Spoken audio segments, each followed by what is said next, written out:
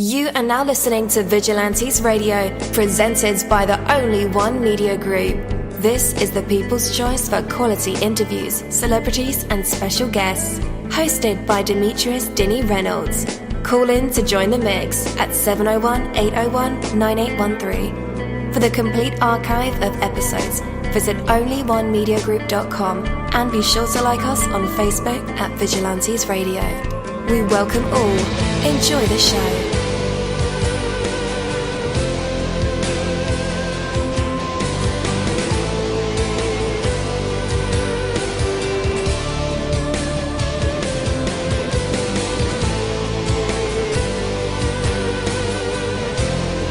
Ladies and gentlemen, please welcome your host, Demetrius Houdini Black Reynolds.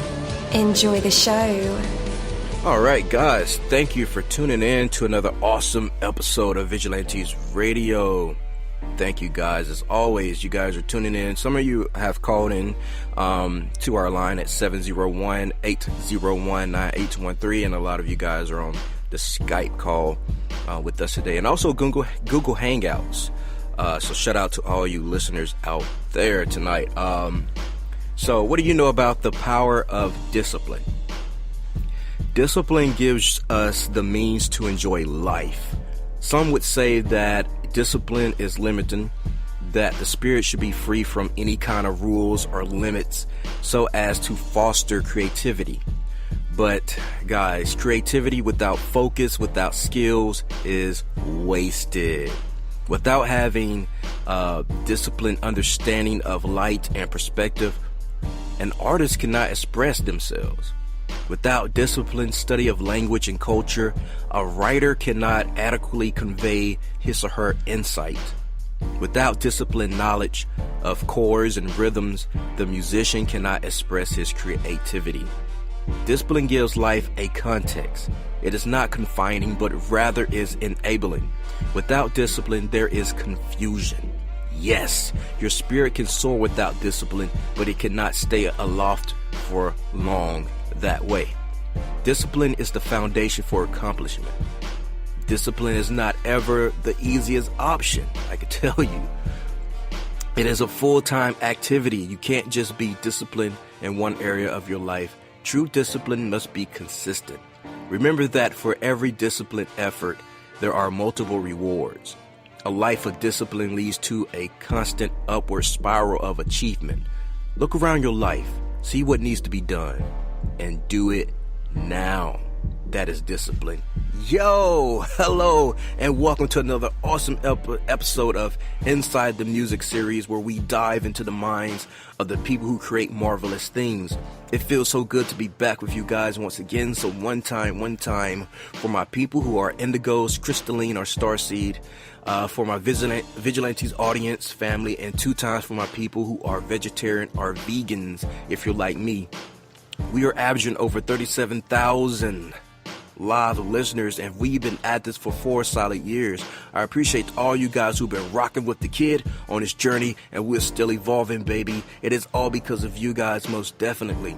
We are the people who have dedicated their lives to music, spirituality, business, literature, art, movies, and research in every aspect. And we want to allow you an opportunity to tell your story. Man, we've had celebrities on our show, from Grammy Award-winning artists to nominees to actors, comedians, CEOs, technology geniuses, visual artists, from authors to professors and aliens. Or people who think they're aliens. It doesn't matter who you are or where you come from. Come on our show and talk to me. So check it out. To book an interview or just to share a real cool story, email me at VRadio@onlyonemediagroup.com. That's V as in Victor. Or you can email me directly at chatwithdini@onlyonemediagroup.com. I'm passionate about what I do, just as passionate about what you do, and together, yes, together, we can get your voice heard by the people who should hear it. So let's create something incredible. You know the number to dial, 701-801-9813. Text that number to your buddy right now and tell them to tune in to connect with us or our guests, or you can hop in the mix directly from my website, which is onlyonemediagroup.com. right from the home page. You can slap that go live button and you'll be right here live in the mix and in the chat room with all of us. So feel free to shoot over some questions to ask our guests while they are here. But guys, only as time permits, sometimes me and my guests talk entirely too much. So, you know, they may not be in the room for outside questions. However, you can also tune into the show via Skype by contacting Houdini.Black. That's WHODINI.BLAK.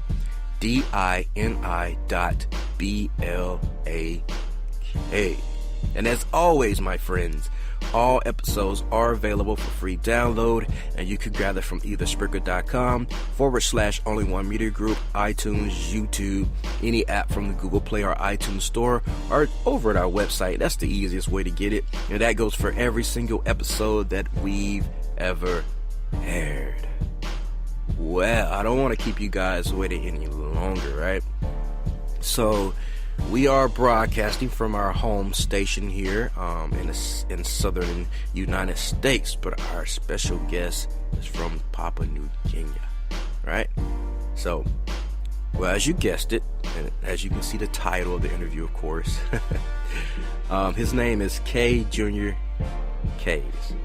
And he'll be my special guest tonight to talk about all things music. Oh yeah, gotta love it. So let's take a second or two at the beginning to bring him on and let him introduce himself to the Vigilantes Radio family, as I like to call you guys, my hooligans.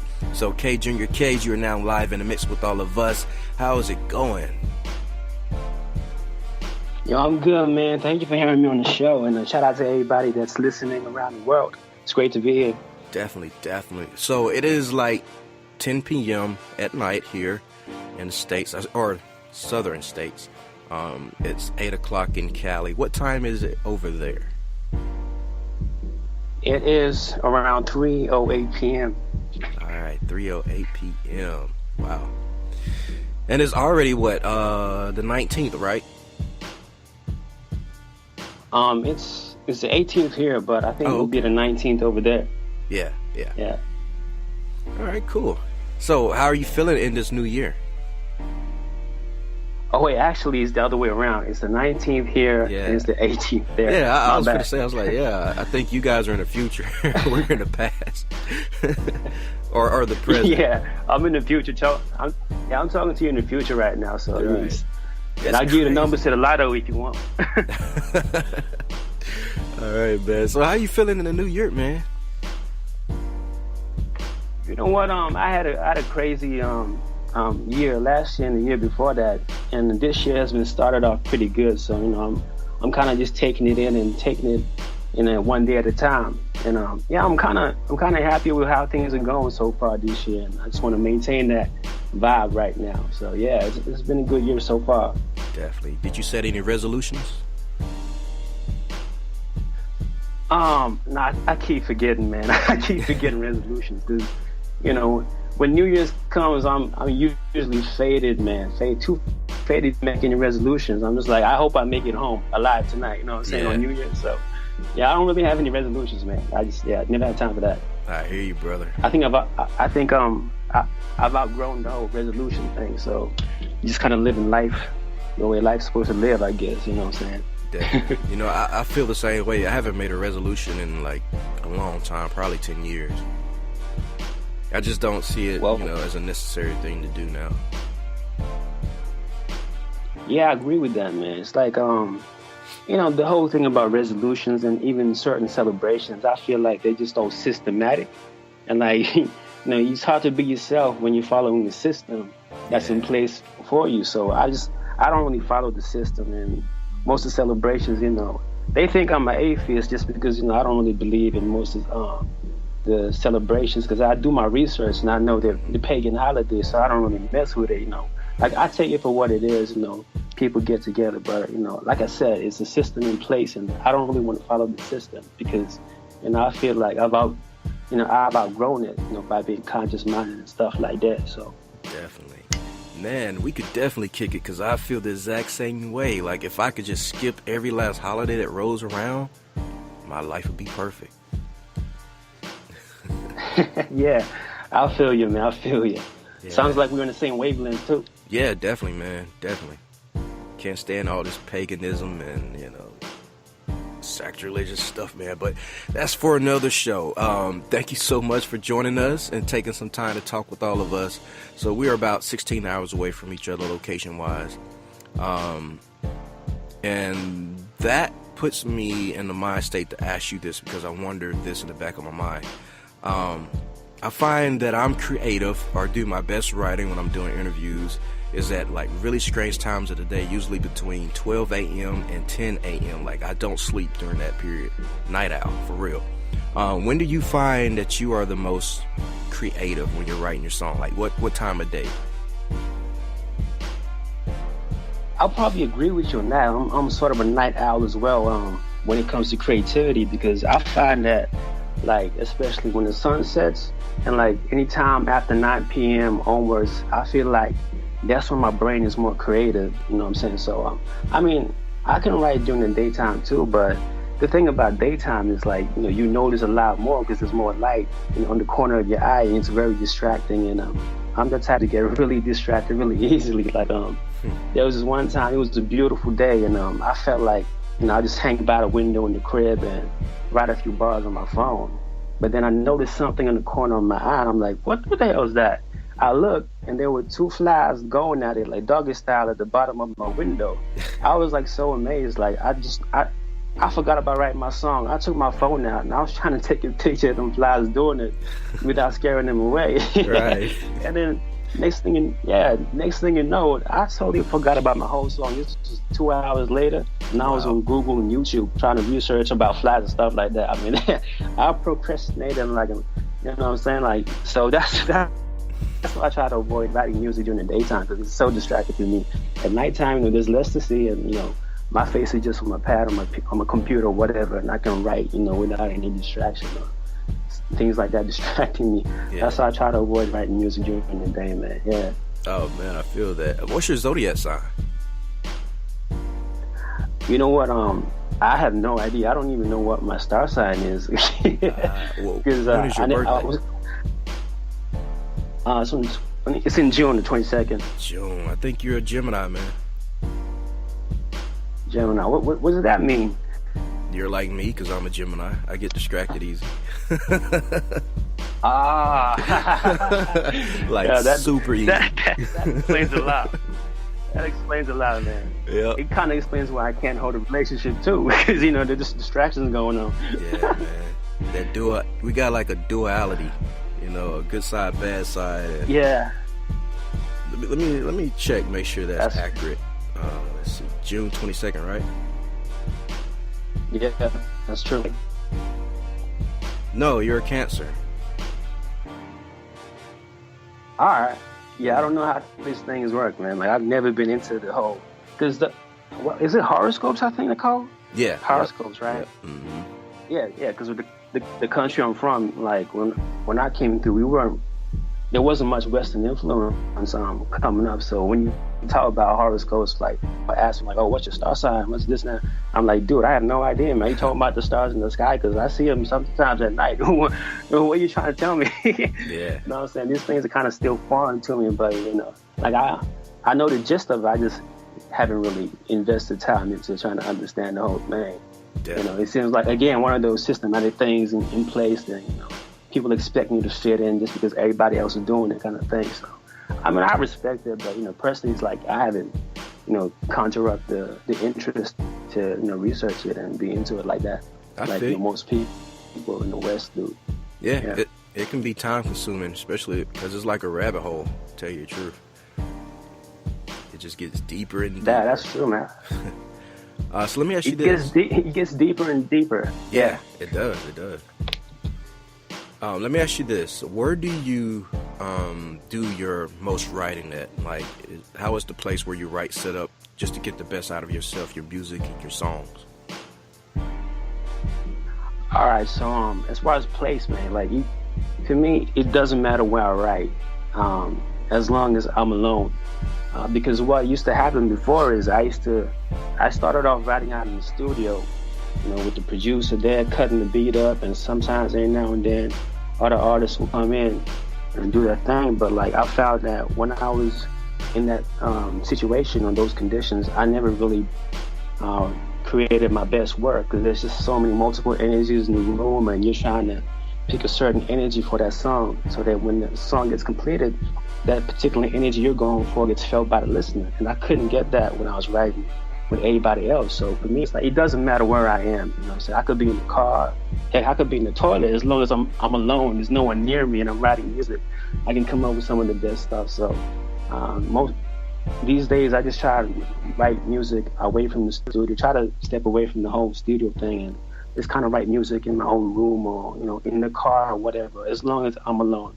So, and I don't have any any rituals like other artists might have, you know, like burning candles and incense sticks, or dimming the lights, you know, get the mood going, or whatever you want to do.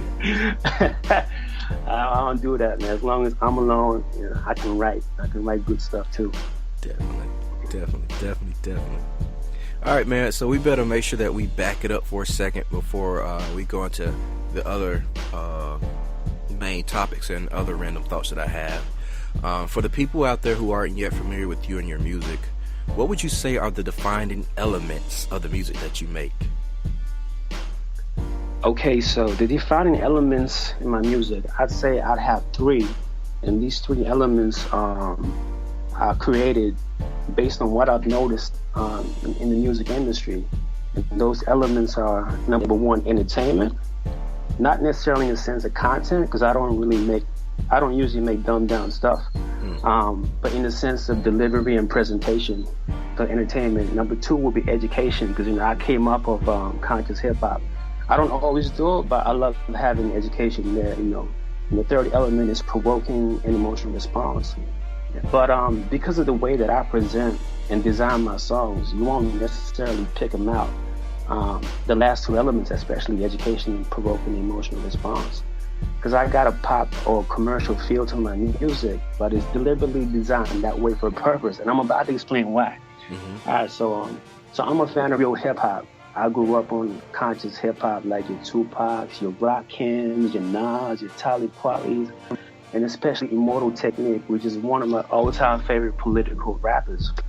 And it's the political songs that I was really into, because I learned more from those tracks than I did from school.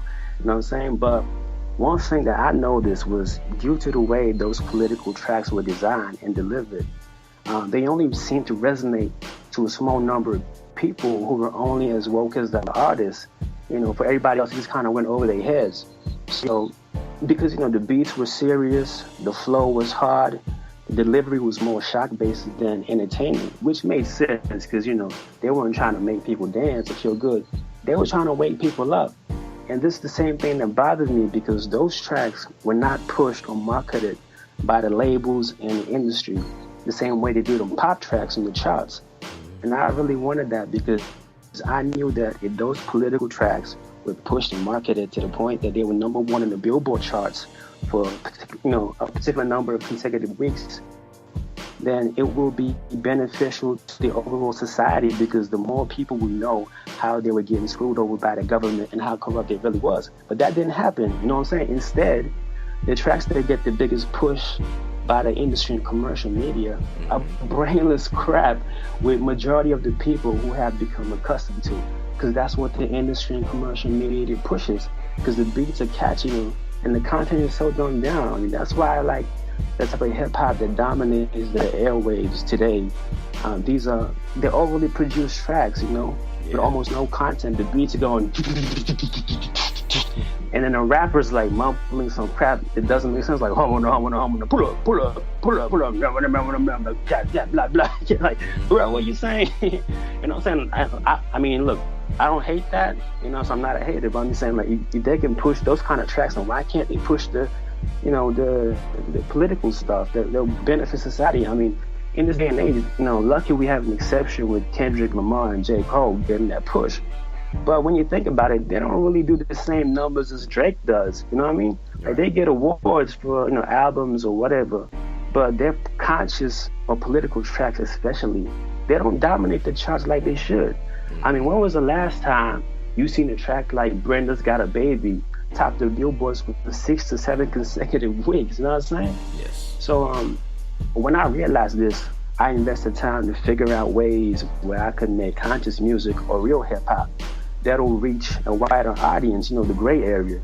So instead of dropping knowledge directly as a conscious rapper would do, I found that it was better to come with it subliminally or indirectly, because the average human, especially those who are used to radio-friendly music, when they listen to music, they don't want to get educated. They just want something they could dance to and feel good to. So when I started making conscious music or real hip-hop by designing it to sound and feel like it's pop commercial track, and I realized that it's better to hide the truth in plain sight than trying to convince people that they've been fooled. I see it all the time in the television. They hide the truth in plain sight, especially these Illuminati, type videos. And the truth is there, but they're playing with your head. So but don't get me wrong. Like, I don't always do conscious music, but for every track I do try to make the listener feel some kind of way on a subconscious level. But making conscious music and packaging it as commercial is my general intent overall. But you necessarily won't pick it up.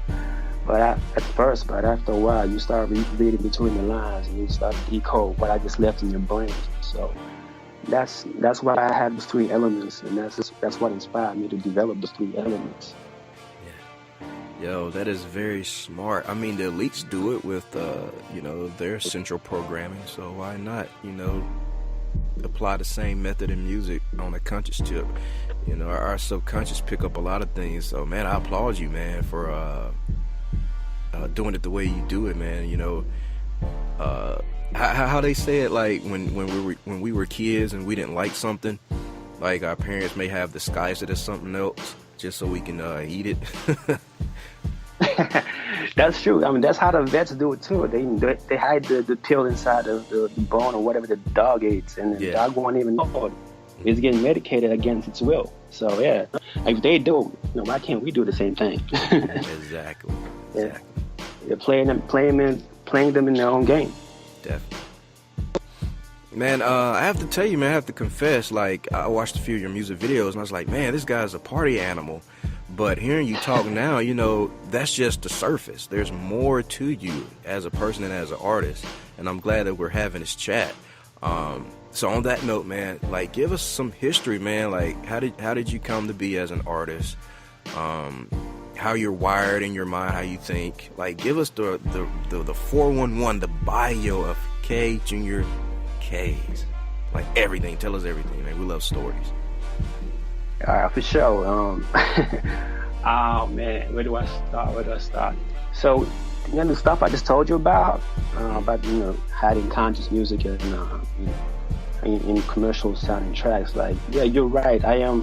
There's more to me than on the surface, because it's got to do with how I even got into hip hop. So what happened was, when I was like 9, we briefly moved to Australia, and it was a total culture shock. I came from a... Where did you move from? Sorry? Where did you move from? Papua, in my home country, and then we briefly moved to Australia for like 1 or 2 years. And then so it was a culture shock, because I didn't just came from a black country where majority of people I see are black. And then I go to Australia, I'm 9 years old. I'm like, wow, there's so many white people. I was amazed. I'd never seen that many white people in my life. I was like, this is cool. And then I started school. And then it was a totally different story. Like, I had trouble fitting in. And the reason why I had trouble fitting in, because at the time, some of the teachers and the white students, because I went to predominantly white school, and some of the teachers and the students didn't really treat me and the other colored kids nicely, you know what I'm saying? And because I just came from a different country, I did not know what racism was, or the concept of racism was, you know what I'm saying? Yeah. It was happening to me.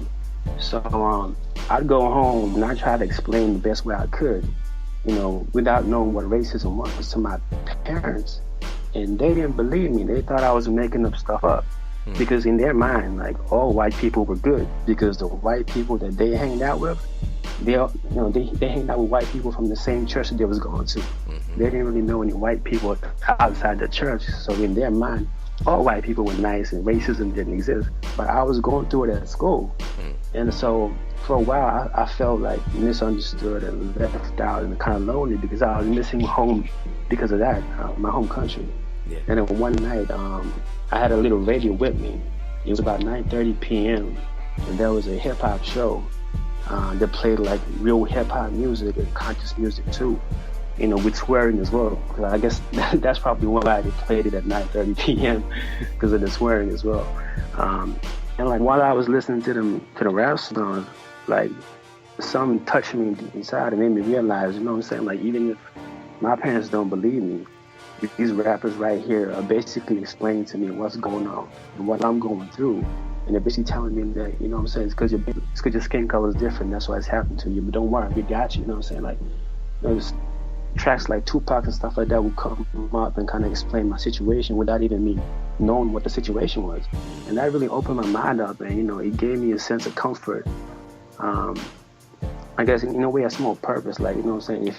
If hip hop has, you know, gave me this much comfort, then, you know, there's a reason why I think I'm introduced to it right now, because I felt so much better after listening to them hip hop tracks at nighttime. So I would, every nighttime I go to the same show at 9:30 and just keep listening to hip hop. The more I listen to it, you know, the more it helped me deal with racism a bit better. And I was a kid, nobody explained to me what racism was. Right. And then a few days later, you know, I conjured up the confidence to write my own rap songs to diss the crap out of my teachers and the white kids at that school. Like for not, I'm for real, man. Like you think like for a 9-year-old trying to write a rap song, you think I come up with like maybe 1 or 2 lines? Nah, man, I came up with 3 verses and like 4 hooks or something like that. And it was like a full-length track that I wrote.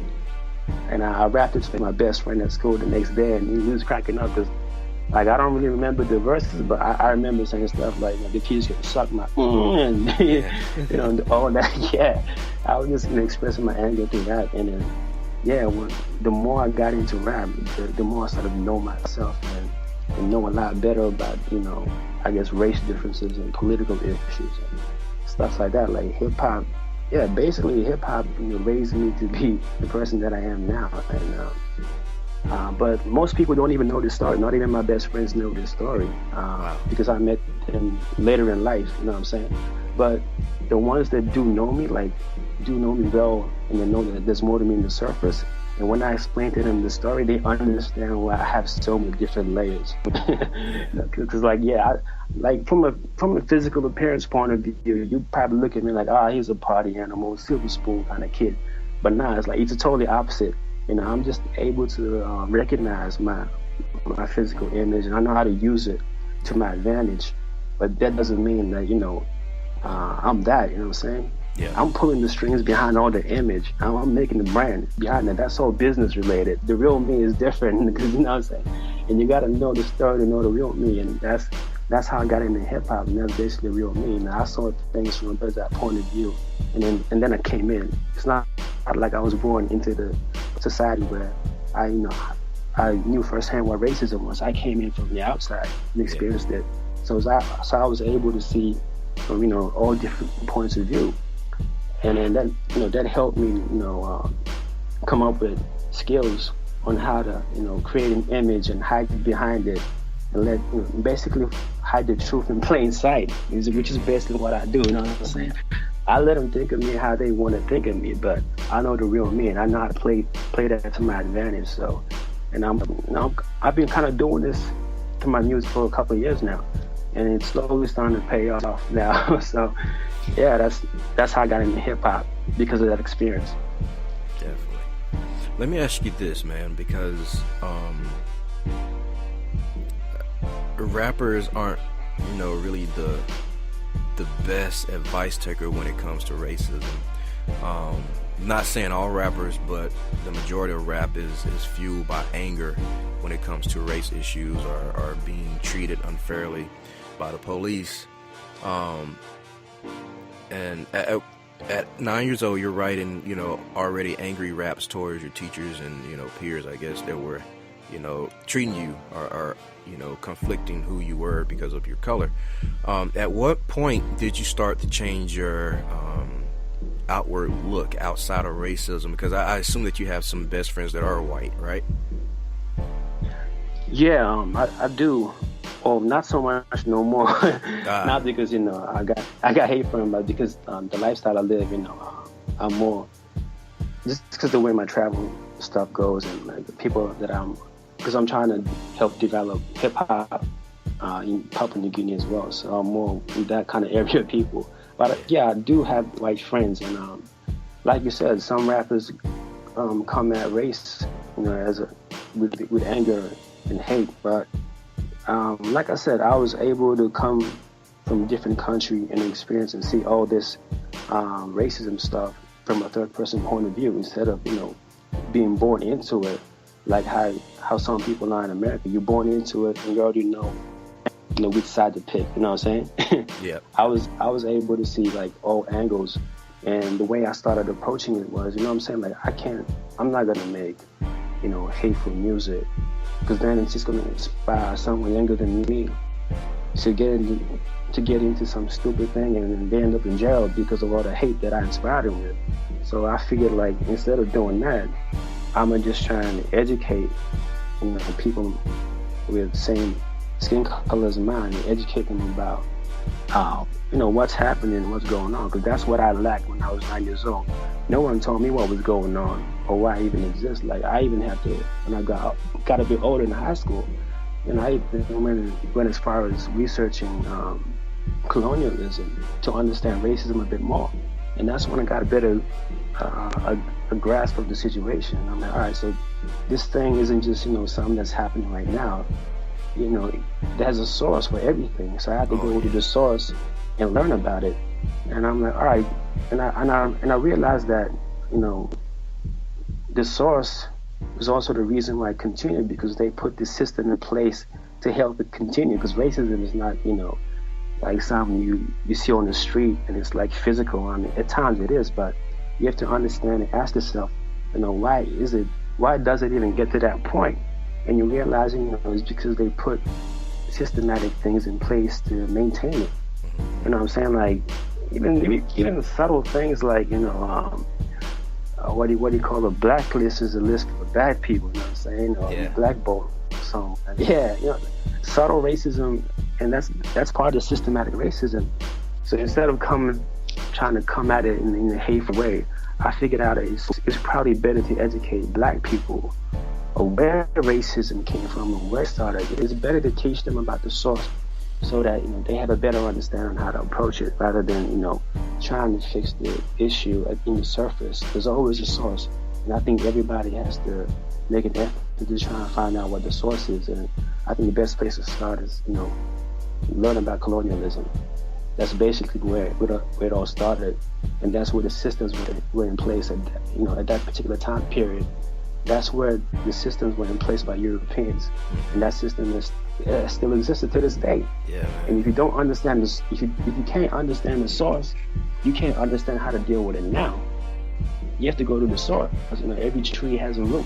You know what I'm saying? Trees don't just spread out flowers and leaves. They all have a root somewhere. You have to go to the root, and that's where you find the truth. When you find the truth, you have a better understanding on how to handle the situation to your benefit or for the benefit of the opposite person that you're trying to fix or educate. So yeah, that's what I do. I just try to subliminally hide certain seeds in my songs and let them know. Because like I said, it would be stupid for me to inspire all this hate for some young kid who looks up to me and gets a gun and goes and shoots a bunch of white people. Because that kid's gonna go to jail because of me. You know what I'm saying? I'd rather educate the kid, look, go do your research about colonialism. This is where stuff started. This is why slavery even exists, and this is why religion was even introduced to our people. You know what I'm saying? Especially when it comes to religion, I've seen it. It's like a tool of slavery as well. Oh yeah. And no one really has figured it out. Religion is a tool of slavery, because when you think about it, when Europeans initially invaded Africa, Africans were fighting back. You know what I'm saying? They didn't give a crap if the Europeans had guns. They were fighting back with spears. But when they when they introduced religion, Christianity to the Africans, that's when they started fighting back, because they were convinced that it was wrong to fight back. And then they might go to hell for fighting back for their rights and whatever. You know what I'm saying? So you have to go to the root and find out for sure, so you can know how to handle the future and the present. That's my take on it, basically. Definitely. Man, you're a pretty wise brother. I'm glad we're having this conversation. Not many artists can really dive deep like that. Let me ask you about this, and this is just because I heard Drake talking about it not too long ago, but what about hatred from your own kind?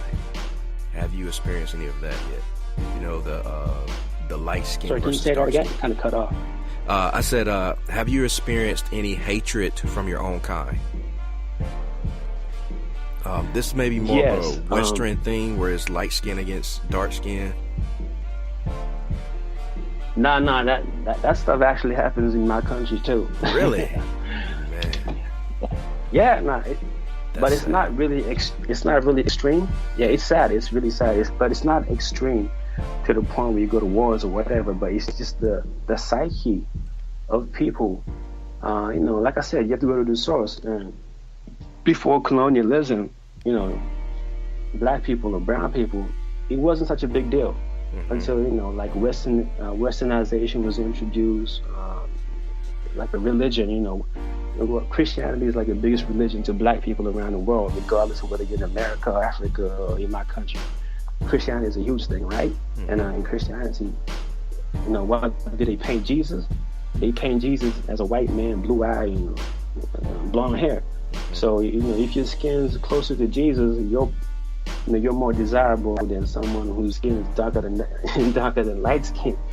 And like, it's just a terrible psyche, man, because even the dark skinned people in my country think, you know, they don't really look up to themselves that much, and that's what annoys me a lot. But I think just lately, in the last 4 to 5 years, it's been slowly changing. You know, there's a bit more black love, because people are starting to be woke now, you know what I'm saying? There's less people interested in religion, and they're more interested in the culture now, which is a great thing. And they're slowly starting to be woke and starting to understand that, you know what I'm saying, this whole light skin mix, light skin versus dark skin, it's just a mentality that the system, it's a product of the system that was in place to kind of keep us, you know, keep an infighting between us, so that we didn't attack the real enemy. You feel me? Oh yeah.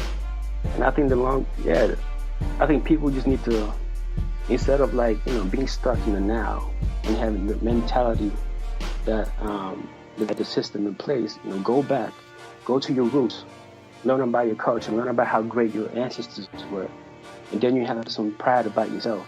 And when you're proud about yourself, you're less likely to hate yourself because you're not as light skinned as that person, or you're not white. Yep. You know what I mean?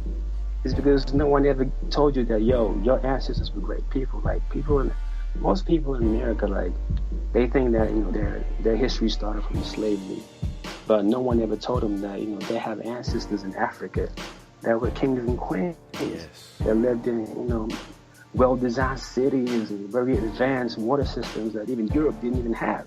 They don't teach them this stuff. You know what I'm saying? And I'm coming from experience, because when I was living in Australia, there were things put in place by the teachers that made me feel bad for not having a white name, you know what I'm saying, and not having European features. I faced that before, but the thing that changed my mentality was, you know, I took the time to find out, and it's because of Malcolm X. I did a lot of research on Malcolm X, and you know, that dude really opened my eyes. And after researching Malcolm X, and I found the time to research about myself, about my history, about what my ancestors did, and because of their pride, you know, I'm able to, you know, I can stand in the middle of racist. He can yell as much as he wants, but I know the truth. Like, you know, you can't fade me. I know who I am, and I'm proud of my skin color, where I'm from. You know, you call me primitive all you want, but you just call me a human being.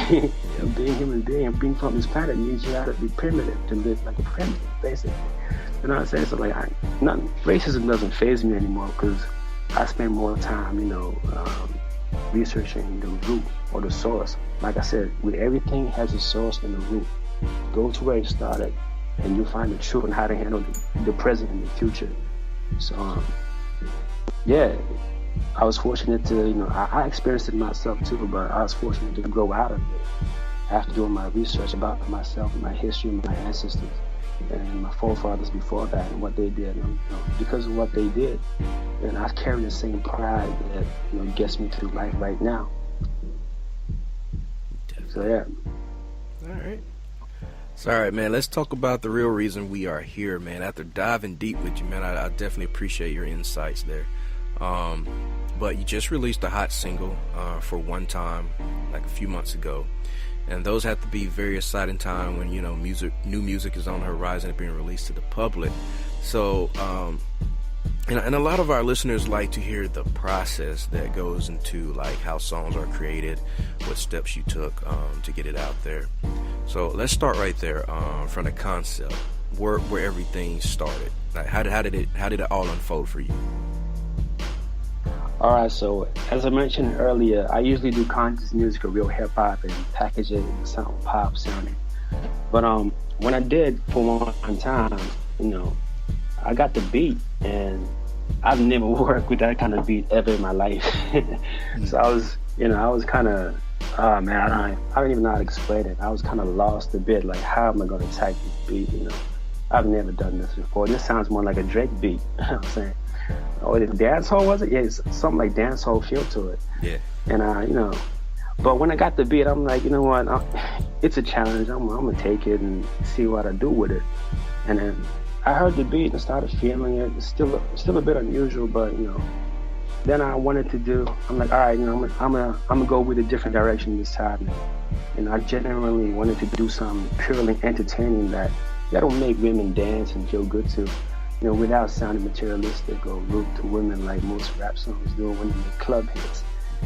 So I don't really usually release songs like for One Time. So I was excited that I was releasing something out of my comfort zone, and I actually liked that track, and so do the females who heard it and gave me feedback. Actually, there was this female friend that I've known for like a year now. And usually our combos are on the friend zone level, you know what I'm saying? But after she heard it for One Time, our combos started changing, and her intentions towards me started becoming more than friend type things, sending, suggested pictures, which I appreciate a lot. So I was starting to think I should do more songs like for One Time, because it's definitely paying off for me in the female department. I ain't even got to be rich or famous to get that type of attention. So yeah, the song, the song has become a wingman. So yeah, it's not a bad thing. I think I'm gonna keep exploring that direction for a little bit, without losing my core, elements though. So right. So what are like the main ingredients for One Time? The main ingredients, it was more melodic, I wanted to spend less time rapping and more time, I guess, singing melodies into it. Because I'm heaps into melodies. Like I said, one of my elements is entertainment, right? So this was purely entertaining. So I wanted to present it very entertaining as far as delivery and presentation. Because I know there's tracks out there similar to this, but you hear the verses, and the verses are stagnant to the point that you're just kind of looking forward to the hook. You know what I'm saying? So when I was rapping it, there's parts where I didn't rap it. I put a different effect on, or try to sing a bit, and then continue with the rap before the hook, so that way, the entire song is, it grips the audience or the listener from start to finish. That's also one thing I noticed about traditional rap. I love traditional rap, but sometimes the verses can get too stagnant, and you're just kind of wait for the hook. So, and this being the first type of track I've done for One Time, it was challenging for me, but I think I pulled it off good. So the main focus was on trying to keep the listener hooked from start to finish, and especially get the hook catchy and make sure that they remember it well and sing it even when the song's over. So that was the main focus, to try and keep it catchy as much as I could. Definitely. All right. Well, this is usually the time that we have our music break and where we play your track. But since we're through Skype, there's no real plugins for that. So we can't plug your music in the live version. But when the episode will air, my listeners, the song will be in the episode. So don't worry. And also, I put the link in the description of the show. So all you got to do is click the link if you want to really hear the song right now. Don't leave the interview, though. But, check it out. And like I said, when the episode come out, the song will be in the actual interview. So our bad on that one. We just can't play it through Skype. And usually, that. Yeah. Usually after the music break, we have a segment called the Hot Seat. And that's where you're invited to freestyle rap for us, or, do some vocals, or recite a poem, or tell a joke or a story, or maybe play an instrument, But it's to put you on the spot and test your true artistry. Are you up for the challenge? Yes, sir. Yes, sir. All right, man. It's on you then.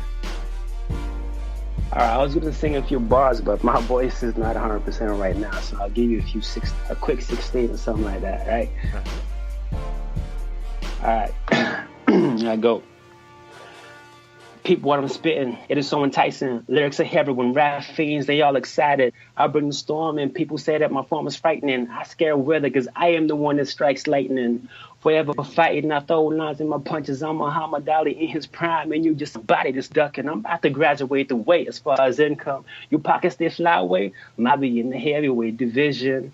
I used to daydream, no form ambition. Had men on pictures of smashing glamorous women, hitting switches on rap tours, letting my music generate the figures, the carvers, the high hitters, just to kill your shh. I was a youngin' who partied and never listened, found an easy way to make a living. I was drug dealing. I was in the prison of thought. My bars kept me wishing for a transition just so I could find this in my vision like Tom Cruise. It was impossible of a mission, but I went deep cover. Uncover what was missing, the effing secrets, the business, and a thing to make amends. Call it homicide, baby, because I'm about to make a killing.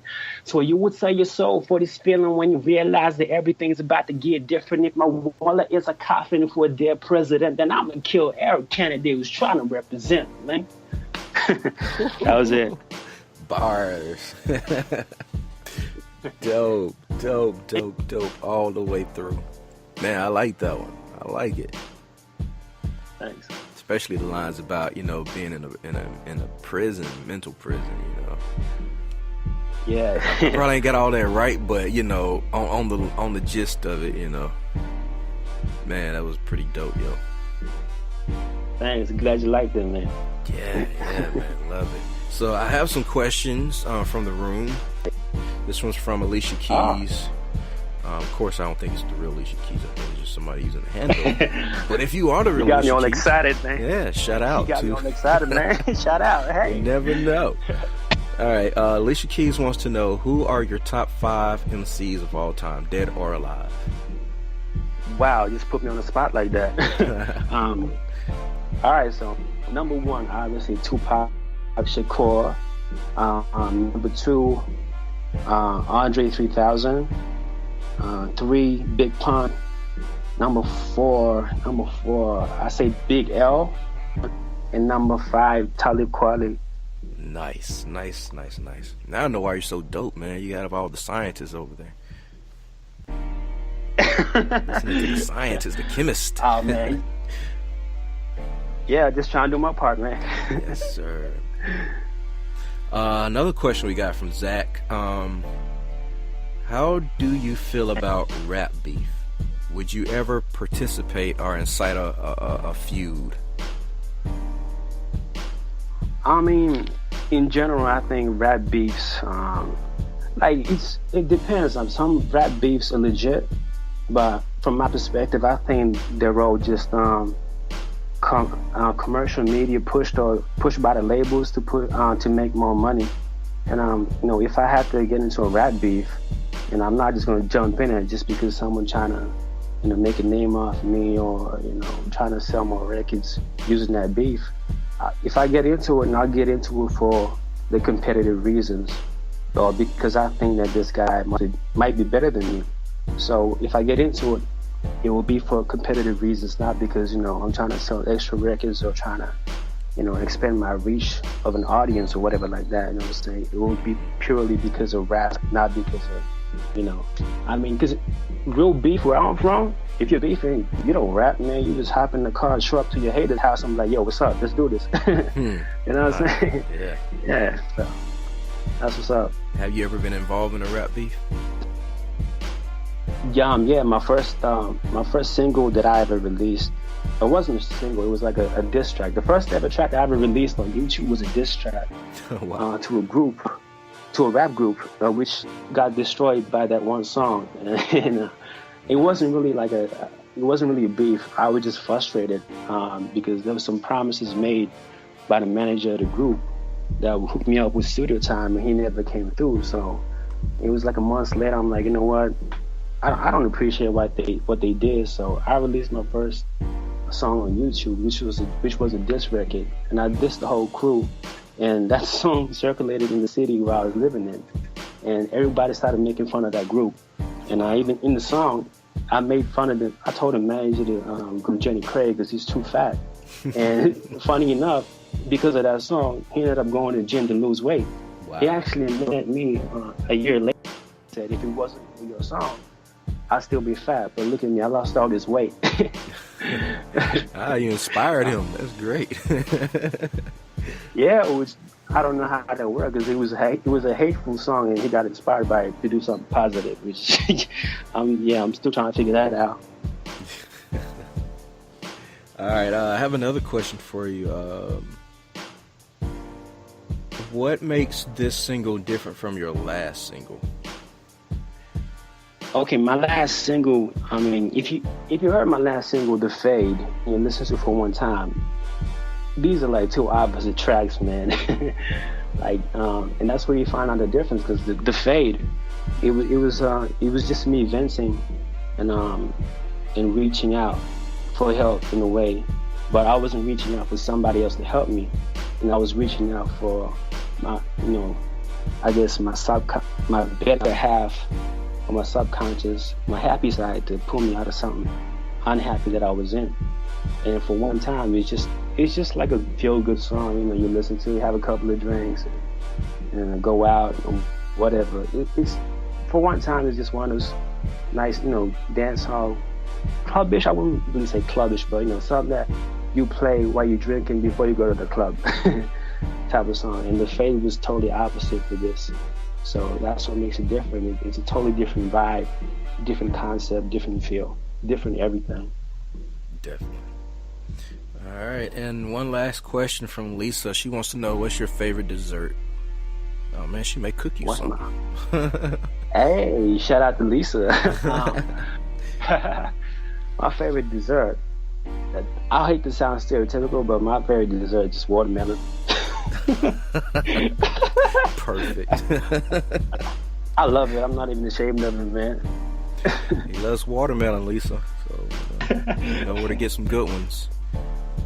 With the brother. Yeah. All right, man. Oh, go ahead. I'm talking about real watermelons. Real watermelons. I'm not talking about. I was talking about real watermelons you eat, not the type of melons that are on maybe on Lisa's chest. Oh. I'm talking about. I'm pretty sure she has good melons, though. Yo, shout out to Lisa. Lisa, send him that screenshot. I love you. All right, man. Before we get out of here, man, where would you want our audience and our listeners to connect with you online? All right, so I'm more active on Twitter, so you can get at me on Twitter. Because of my personality, I have to limit myself on other social media platforms like Instagram and Facebook. But I'm still allowed to be myself on Twitter. So you get at me on Twitter, and I'll follow back, and we have a good chat or whatever. Definitely. So, yeah. All right, man. Thank you for your time, K JR Kaze. Thank you for having me, Dini, man. I really appreciate this and enjoyed myself too, man. And shout out to everybody that listened in and sending questions. I really appreciate that. Hope to talk to you on Twitter or something like that. Get at me. I'm not shy. And just in case you need the links, they're in the description of the show. So all you have to do is click them. It'll take you right to them, I promise. All right, thank you, my Vigilantes family, as always, for checking out my podcast over here at Vigilantes Radio. All episodes are available for free download, and you can grab that from either Spreaker.com/only1media group, iTunes, YouTube, the app, Podcast Addict, which is just my favorite, but you can get it from any app that's on the Google Play or iTunes store. However, you can't get it from one particular app, and that is, what's the name of that app? I forget. It doesn't matter. But the reason why you can't get us there because there's an actual rock band who uses that name. And yeah, it messed it up for us. So don't worry about it. You can get it from iTunes. Or our website, which is only1mediagroup.com, and that goes for every single show that we've ever aired. If you'd like to request music or send something for us to play, make sure you email it to vradio at only1mediagroup.com. That's V as in Victor. If you want a particular guest as well, email me the information and we'll connect the dots. So here's my disclaimer. We are genre free. We absolutely do not judge. And we do not base our opinions on hearsay but facts alone. And actually, you can scratch all of that because all of my opinions are always right. That's the bottom line. It's just my show, something you got to deal with. I'm not just kidding. On behalf of myself, dini-mussolini, I appreciate you guys for tuning in either afterwards or live with us. Spread the word because sharing is caring, and we stepped up our game just for you guys and our guests to make sure you have the best experience here on our show. You know the number to always dial is 701-801-9813 to connect with us. Be sure to connect with us on Facebook, Twitter, Instagram, Tumblr, as well as Spreaker. We always follow back. That is our number one rule. Oh yeah. See you guys tomorrow night for the listening party by Albie Sound. We'll be kicking off at 10 p.m. Central Standard Time and digging into all the tracks on his project. Okay, just remember to be yourself and be absolutely great at just doing that. Avoid being too comfortable because you're messing with your potential when you do that. Peace and have a good night. It's Rico Mello, baby. Yeah. I'm dedicating this to the girls of Palm City. And I was recently there, and them girls got the same kind of attitude like the girls at ATL, which is amazing. This one's like dedicated to those girls that show me a really good time, you know.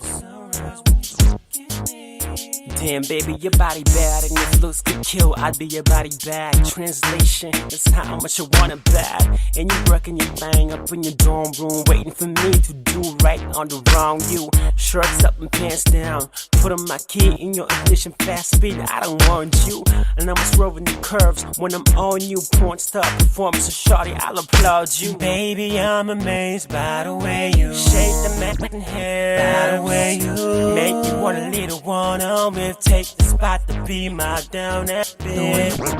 Hey, the way I'm loving you. Hey, that look in your eyes is like the sunrise when you fucking me. Break, open up some wine. You already know how we go all night. Won't you bust it open for me and grind just for one time, yeah.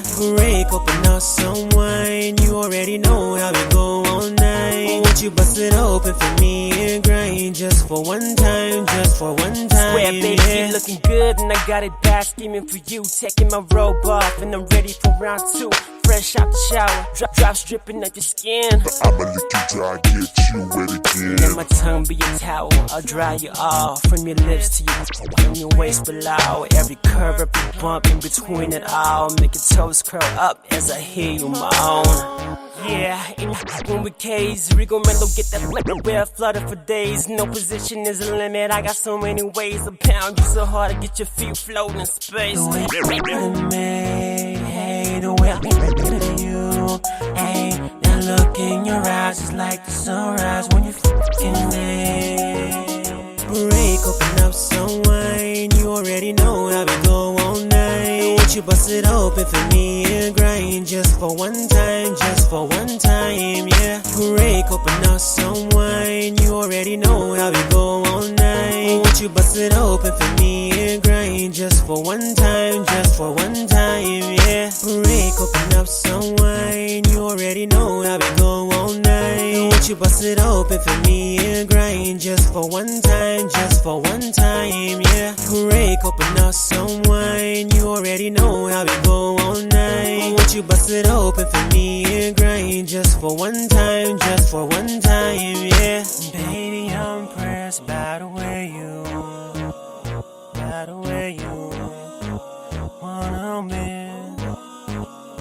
Hey, the way you me. Hey, the way I'm you.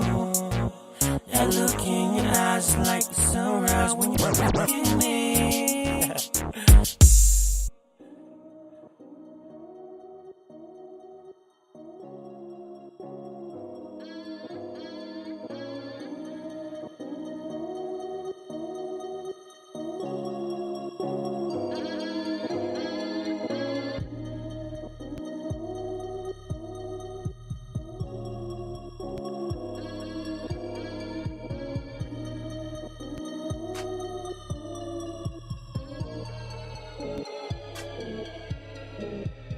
You are now listening to Vigilantes Radio, the people's choice for quality interviews, art, music, and hot topics. Hosted by Demetrius Houdini Black Reynolds of the duo No Longer the Hero. All episodes of this podcast are available for free download at www.onlyonemediagroup.com.